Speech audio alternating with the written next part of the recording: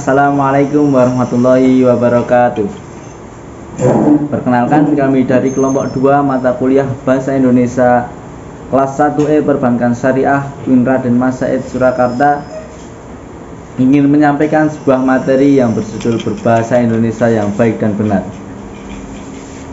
Sebelum masuk ke materi, alangkah baiknya kita memperkenalkan diri masing-masing. Perkenalkan, nama saya Muhammad Abdullah Nafi Eski dengan NIM 215231181. Perkenalkan, nama saya Devita Oktaviana dengan nomor NIM 215231180. Perkenalkan, nama saya Arsita Sepkin Mutia dengan NIM 215231179. Perkenalkan, saya Najib Farhani dengan NIM 215231183. Perkenalkan, nama saya Aditya, NIM 215231200. Ya, langsung saja kita memasuki materi, yaitu berbahasa Indonesia yang baik. Berbahasa Indonesia yang baik berarti bahwa kita harus menggunakan bahasa Indonesia sesuai dengan konteks berbahasa yang selaras dengan nilai sosial masyarakat. Peraturan ini berkaitan penggunaan ragam bahasa secara tulis dan lisan untuk kebutuhan berkomunikasi. Bahasa Indonesia yang baik adalah bahasa yang sesuai dengan situasi. Sebagai alat komunikasi, bahasa harus dapat efektif menyampaikan maksud kepada lawan bicara. Karenanya, laras bahasa yang dipilih pun harus sesuai. Tujuan berbahasa dengan baik yaitu informasi yang ingin disampaikan dapat diterima dan dipahami oleh mitra tutur dengan baik. Ada 5 laras bahasa yang dapat digunakan sesuai situasi, berturut-turut sesuai derajat keformalannya. Ragam tersebut dibagi sebagai berikut. Yang pertama yaitu ragam beku atau frozen, digunakan pada situasi hikmat dan sangat sedikit memungkinkan keleluasan seperti pada kitab suci, putusan pengadilan, dan upacara pernikahan. Yang kedua, ragam resmi atau formal, digunakan dalam komunikasi resmi seperti pada pidato, rapat resmi, dan jurnal ilmiah.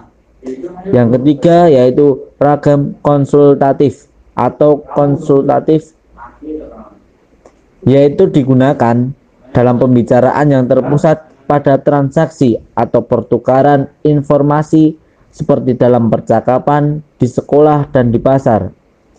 Yang keempat yaitu ragam santai atau kasual, yaitu digunakan dalam suasana tidak resmi dan dapat digunakan oleh orang yang belum tentu saling kenal dengan akrab.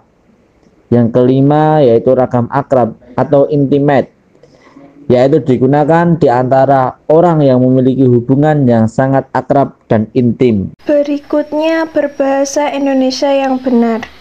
Berbahasa Indonesia yang benar berarti bahwa harus digunakan bahasa Indonesia yang sesuai dengan kaidah atau aturan bahasa Indonesia.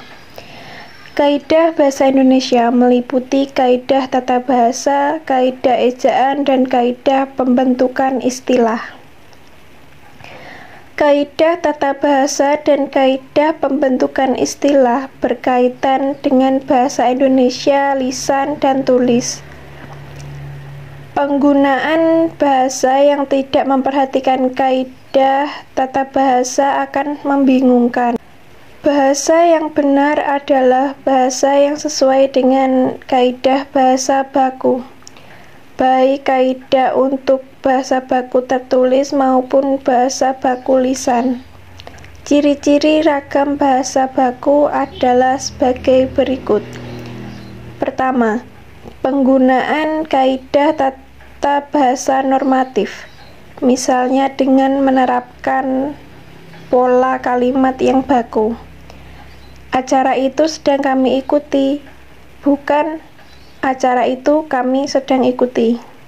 Kedua, penggunaan kata-kata baku, misalnya cantik sekali, bukan cantik banget.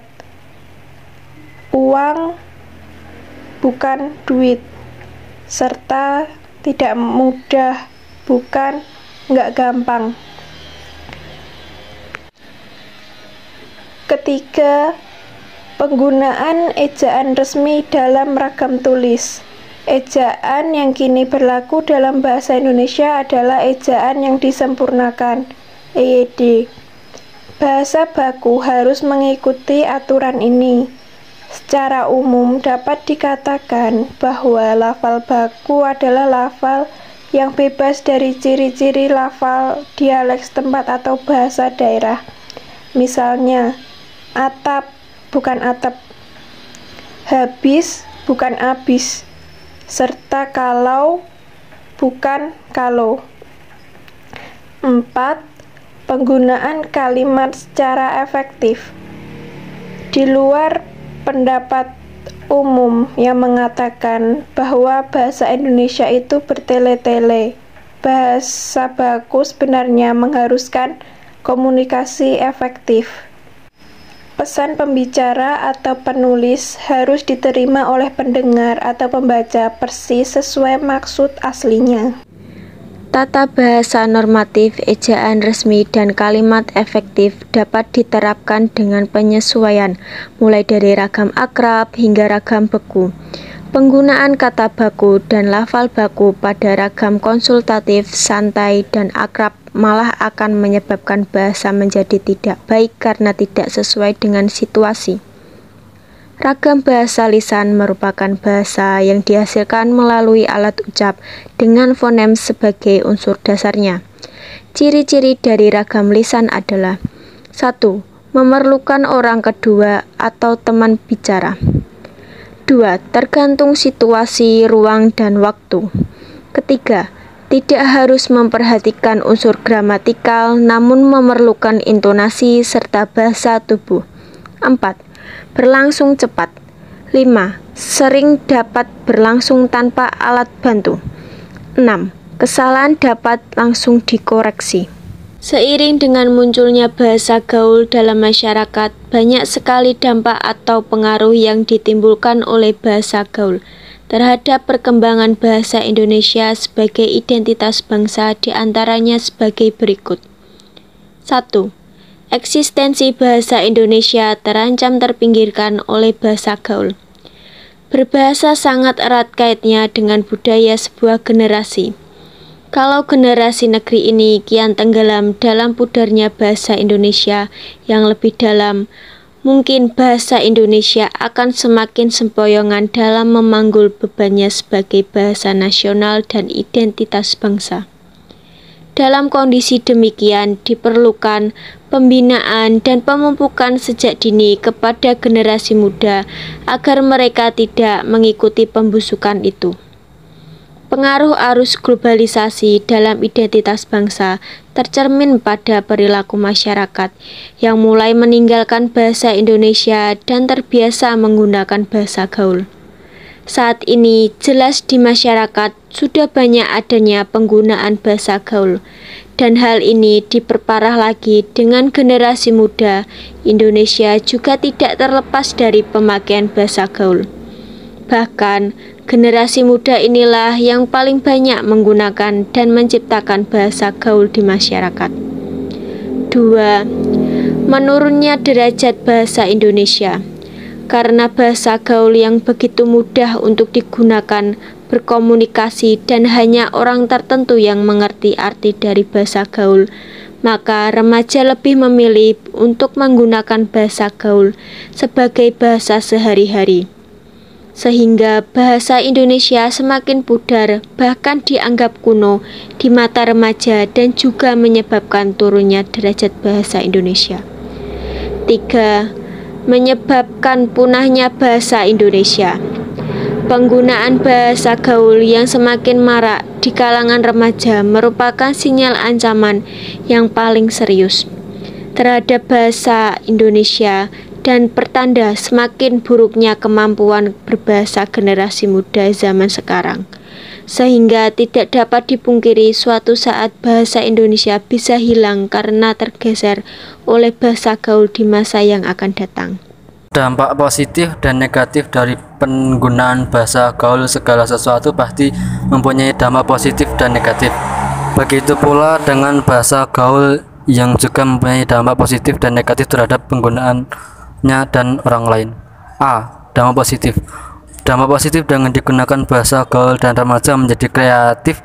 Terlepas dari menggunakan atau tidak bahasa gaul ini, tidak ada salahnya kita menikmati tiap perubahan atau inovasi bahasa yang muncul, asalkan dipakai dengan situasi yang tepat, media yang tepat, dan komunikasi juga tepat. B. Dampak negatif. Penggunaan bahasa gaul dapat mempersulit penggunaan untuk berbahasa Indonesia dan baik dan benar. Padahal di sekolah atau di tempat kerja, kita diharuskan untuk selalu menggunakan bahasa yang baik dan benar. Tidak mungkin jika pekerjaan rumah, ulangan, atau tugas sekolah dikerjakan dengan menggunakan bahasa gaul, karena bahasa gaul tidak masuk ke dalam tatanan dalam bahasa Indonesia akademis. Begitu juga di kantor, laporan yang kita buat tidak diperkenalkan menggunakan bahasa gaul. Jika ketika situasi kita dalam situasi yang non formal, jangan menggunakan bahasa gaul sebagai komunikasi.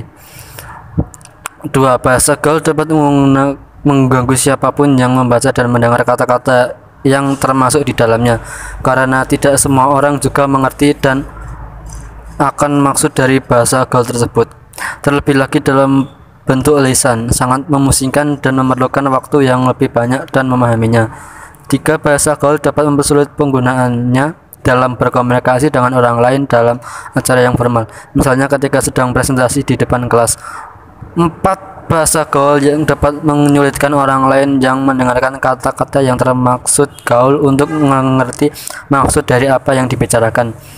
5. Bagi masyarakat lain yang terganggu dengan bahasa gaul, menggunakan bahasa gaul sangat sulit dipahami. Demikian juga penulisan dengan huruf gaul sangat menyulitkan bagi beberapa orang yang membacanya. 6. Bahasa gaul dapat mengganggu siapapun yang membaca dan mendengar kata-kata tersebut di dalamnya, karena tidak semua orang mengerti akan maksud dari kata-kata gaul tersebut. Terlebih lagi dalam bentuk lisan sangat memusingkan dan memerlukan waktu yang banyak untuk memahaminya. Upaya mempertahankan bahasa Indonesia agar tidak tergeser oleh bahasa gaul. Agar bahasa Indonesia tidak tergeser oleh bahasa gaul, maka kita sebagai warga Indonesia yang baik hendaknya melakukan langkah-langkah pencegahan dan penanggulangan bahasa Indonesia tersebut benar-benar punah. Langkah yang digunakan untuk adalah sebagai berikut. A. Menjadikan lembaga pendidikan sebagai basis pembinaan bahasa.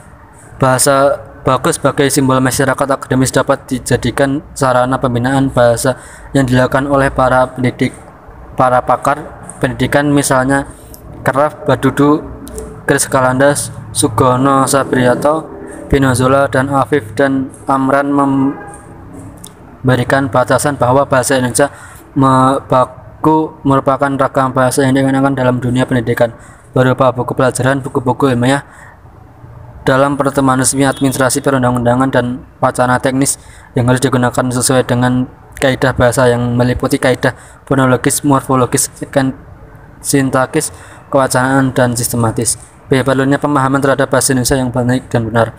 Bahasa Indonesia yang baik dan benar adalah bahasa yang digunakan sesuai dengan norma kemasyarakatan yang berlaku.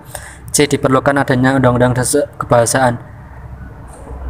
Dengan adanya undang-undang penggunaan bahasa, diharapkan masyarakat Indonesia mampu menaati kaidah agar tidak mencintai bahasa gaul di negeri sendiri. D. Peran variasi bahasa dan penggunaannya. Variasi bahasa terjadi akibat adanya keragaman tutur dalam wilayah yang sangat luas. Penggunaan variasi bahasa harus disesuaikan dengan tempatnya di globalisasi, yaitu antara bahasa resmi atau bahasa yang tidak resmi, menuju tinggi bahasa Indonesia di negeri sendiri. Sebenarnya, apabila kita mendalami bahasa menurut fungsinya, yaitu sebagai bahasa nasional dan bahasa negara, maka bahasa Indonesia merupakan bahasa pertama di dunia maupun di Indonesia. E. Menjunjung tinggi bahasa Indonesia di negeri sendiri. Sebenarnya, apabila kita mendalami bahasa menurut fungsinya, yaitu sebagai bahasa nasional dan bahasa negara, maka bahasa Indonesia merupakan bahasa pertama yang utama di negeri Republik Indonesia. Contoh berbahasa yang baik tetapi tidak benar. Berbahasa yang baik, percakapan terjadi di kantin.